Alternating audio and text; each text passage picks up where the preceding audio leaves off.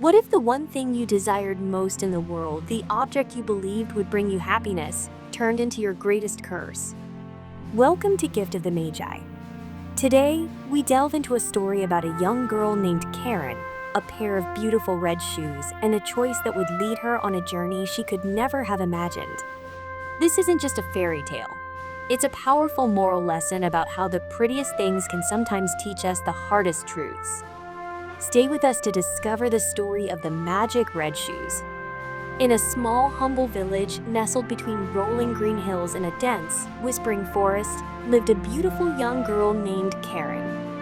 Her world was simple, and her home was a small, cozy hut she shared with her loving mother. They didn't have much, but they had each other. Karen was a sweet girl, but her heart held a deep longing for the things she couldn't have. Her greatest source of quiet shame was her footwear. While other children in the village had leather boots or sturdy shoes, Karen had only a pair of clumsy wooden shoes. Her mother, with callous but loving hands, had carved them herself from a block of pine. They were practical, but they were hard and unforgiving. With every step on the cobblestone paths, the wood would clatter loudly, and by the end of each day, Karen's small feet would ache with a dull, persistent pain. She would often sit by the window, watching the world go by, dreaming of shoes that were soft, silent, and most of all, beautiful. Soon, a shadow fell over their small home. Karen's mother grew ill. Her once bright eyes became clouded with fatigue, and her strength faded with each passing day. Karen, devoted and worried, spent all her time by her mother's bedside, caring for her, telling her stories, and holding her hand. One afternoon, while returning from the village well, Karen's eyes caught a glint of color on the sidewalk. There, nestled beside the road, was a small cardboard box. Curiosity piqued. She opened it. Inside, resting on a bed of tissue paper, was the most magnificent pair of red shoes she had ever seen. They were made of shiny patent leather, with delicate straps and tiny silver buckles. They seemed to glow with an inner light. Karen's heart leaped. She looked around, but the street was empty. It felt like a dream. She clutched the box to her chest and ran home, her heart pounding with excitement. She burst into the hut, eager to show her mother the treasure she had found. But her mother's reaction was not what she expected. A sad, knowing look filled her eyes. Karen's mother, voice weak but firm, "Karen, my love, where did you get those?" "Karen, I found them, Mama, on the sidewalk. Aren't they wonderful?" Karen's mother, "You must never pick up things from the road, my child. They belong to someone. Someone is likely heartbroken, searching for their beautiful shoes. To keep them would be a form of stealing." Karen, voice filled with disappointment, "But Mama, if they left them there, they must not have wanted them." "Finders are keepers, isn't that what the other children say?" Karen's mother, "Oh, Karen, please don't be so stubborn. I know we are poor. I know I cannot buy you shiny new shoes like these. But our poverty must never, ever be an excuse to do what is wrong. The true value of a person is in their character, not their possessions. Promise me, Karen. Promise me you will not wear these red shoes." A tear rolled down Karen's cheek. She was deeply disappointed, but she loved her mother more than anything. Looking into her tired eyes, she couldn't bear to break her heart. "Karen, I promise, Mama." Karen took the beautiful red shoes and placed them in a dark corner of the hut. But even in the dark, they seemed to call to her. Time passed, and Karen's mother did not get better. The little girl could not stop thinking about the red shoes. Her mother's words echoed in her mind, but the desire in her heart was a roaring fire. "Karen, Mother doesn't understand. If someone owned shoes this beautiful, they would never be so careless as to leave them on the road. Perhaps they were meant for me." A week later, the greatest sadness of Karen's life arrived. Her mother passed away peacefully in her sleep. A profound emptiness filled the small hut and Karen's heart. She felt lost and utterly alone. On the day of her mother's funeral, as the entire village gathered to pay their respects, Karen did something shocking, something unusual. In her grief and confusion, she reached for the one beautiful thing she owned. She slipped her feet into the shiny red shoes. As she walked behind her mother's coffin, the shoes stood out in stark contrast to the somber black attire of the mourners. Whispers followed her. People stared at her feet, their faces a mixture of pity and disapproval. But Karen, lost in her own world of sorrow and defiance, didn't care. The shoes felt strangely comforting, a splash of color in a world that had turned gray. Just then, a grand carriage pulled by 2 white horses was passing by. Inside sat a kind, wealthy old lady. She saw the funeral procession and the small, orphan girl with the bright red shoes. Her heart went out to Karen. Learning that the girl was now all alone in the world, she decided to adopt her. "Old lady, come with me, little one. I will give you a warm house to live in, good food to eat, and clothes to wear. You will study and grow into a fine young lady." Then the old lady's eyes fell to Karen's feet. "Old lady, oh my dear, what are those on your feet? Why would you wear such a color on this sad day? They are quite ugly for a funeral. You must take them off immediately." Karen: "No, I like them. They are mine." Old lady, sighing softly, "Child, don't be so stubborn. I will buy you a wonderful new pair of shoes fit for any occasion. But these must go." The old lady gently but firmly made Karen take off the red shoes. Karen watched with a heavy heart as the old lady wrapped them in a cloth and had them stored away. Once again, her beautiful red shoes were taken from her. The old lady was true to her word. She had no children of her own and treated Karen like her own daughter. Karen was given a beautiful room with a soft bed, dresses made of silk and lace, and all the food she could eat. She also received a new pair of shoes. They were well made and comfortable, but they were a dull, sensible blue. Karen missed her red shoes terribly. She often thought of them hidden away somewhere in the grand house. The more she was given, the more her stubbornness seemed to grow, becoming a shield around her heart. She was a difficult child, testing the old lady's patience at every turn. Old lady: "Karen, my dear, I've made your favorite stew." Karen: "I will not eat this. I want honey cakes." Old lady: "But I have already prepared this delicious lunch. Will you at least taste it? For me?" Karen: "No, I would rather starve." The old lady, who loved Karen and couldn't bear to see her unhappy or hungry, would always give in. She didn't realize that her kindness was watering the seeds of Karen's unreasonable nature. Years passed. Karen grew from a little girl into a beautiful young woman. But as she grew in height and beauty, so too did her stubborn nature. She was known in the town as the stubborn girl who always got her way.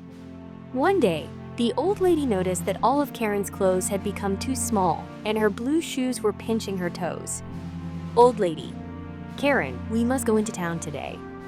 It is time to buy you new clothes and, most importantly, new shoes." As they entered the finest shoe shop in town, Karen's eyes scanned the shelves. And then she saw them. A pair of red patent leather shoes, almost identical to the ones she had found as a child. They sparkled under the shop lights, calling to her. "Karen, there, those are the ones. They are exactly like the ones I had. I must have them. Now." Old lady, her face falling: "Oh, Karen, the red shoes again. Please choose a pair that you can wear for all occasions. What if we have to attend another funeral? You cannot wear bright red shoes to a funeral. It is disrespectful to the grieving." The old lady then looked in her purse, her brow furrowed with worry. Old lady: "I only have enough money for one good pair of shoes. If we buy two, we will have to walk all the way home. My old feet can't handle such a long walk." But Karen was so captivated by the red shoes, so lost in her desire, that she didn't hear a word the old lady said. Her stubbornness had made her deaf to reason and blind to the needs of others. Karen: "I don't care. I love them and I want them. If you don't buy me these shoes, I will walk barefoot for the rest of my life." Old lady, voice filled with sadness: "Don't be so stubborn, my child. This trait of yours will cost you dearly one day." But Karen would not listen. To avoid a scene and out of weary love, the old lady had to buy the red shoes. She also used her last few coins to buy a simple pair of black shoes for Karen, just in case. Now, with no money left for the carriage, they had to walk the long miles back home. All throughout the journey, the old lady limped and winced, her feet aching with every step. But Karen paid her no mind. She danced ahead, swirling and laughing, her new red shoes flashing in the sunlight, completely oblivious to the old lady's pain. The very next day, a notice arrived. The old lady had to attend a funeral for a distant relative in the town. Old lady, Karen, we must go. Please come with me, but do not wear those red shoes. It is a sign of disrespect. Karen went to her room. She looked at the plain, sensible black shoes. Then she looked at the vibrant, shiny red shoes. Her heart made its choice. She put on the red shoes, carefully hiding them beneath the long hem of her skirt. At the funeral, just as before, people began to whisper and stare at Karen's feet. The flash of red was impossible to miss. Someone eventually pointed it out to the old lady, whose face turned pale with fury and embarrassment.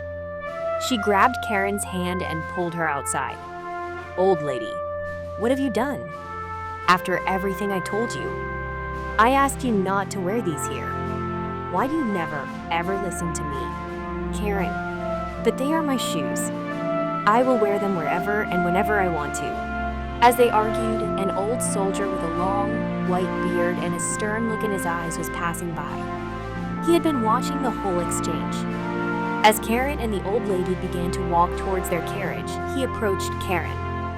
He kneeled down, not to the girl, but to her shoes, and whispered something only they could hear. Old soldier, whispering to the shoes, be as stubborn as your owner, and sit fast when you dance. He then patted the tops of Karen's feet. Karen, sir, please get up. What are you doing? Old soldier, smiling a strange smile. Oh, I was only admiring your beautiful red dancing shoes. You must be a brilliant dancer. Karen, flattered by the compliment, wanted to show him that he was right. She decided to do a few quick dance steps before getting into the carriage. She lifted her feet, and they began to move. One step, two steps, a little twirl. But then, she couldn't stop. Karen, wait, why can't I stop dancing? My feet. They won't stop. What is happening to me? Old lady, Karen, what are you doing? Stop this foolishness and come back here. But Karen couldn't. The red shoes had a will of their own. They danced her away from the carriage, past the old lady's desperate calls, and down the road. They were stubborn. They were in control now. The magic red shoes had begun their terrible dance. They took her into the deep forest, over rocky mountains, and through thorny fields. They danced and danced and danced. Days turned into nights, and nights into days. Karen's feet blistered and bled. Her back was sore. Her muscles screamed in protest. She couldn't eat. She couldn't sleep. She missed her warm bed. She missed her home. But most of all, she missed the kind old lady whose love she had taken for granted. The shoes showed no mercy. They danced her through rain and sun, night and day. She was tired, so tired, but the shoes would not stop. Karen was now terrified. The shoes dragged her through thorny bushes that tore at her dress and skin. Her feet were now horribly hurt. Finally, with a last ounce of strength, she threw herself to the ground and managed to wrench the red shoes from her broken feet. But the horror wasn't over. Though they were off her feet, the shoes themselves continued to dance on the spot, as if mocking her. Karen's feet were so damaged she could not stand without the help of a stick she found on the forest floor. Karen, my legs, they hurt so much. I just want to go home. Painfully, slowly, Karen managed to limp her way back to the village. And all the way, the empty red shoes danced right behind her, a constant, terrifying reminder of her folly. When she finally reached the house, the old lady cried with joy and relief to see her. She didn't scold her. She simply held her, cleaned her wounds, gave her food, and put her to bed.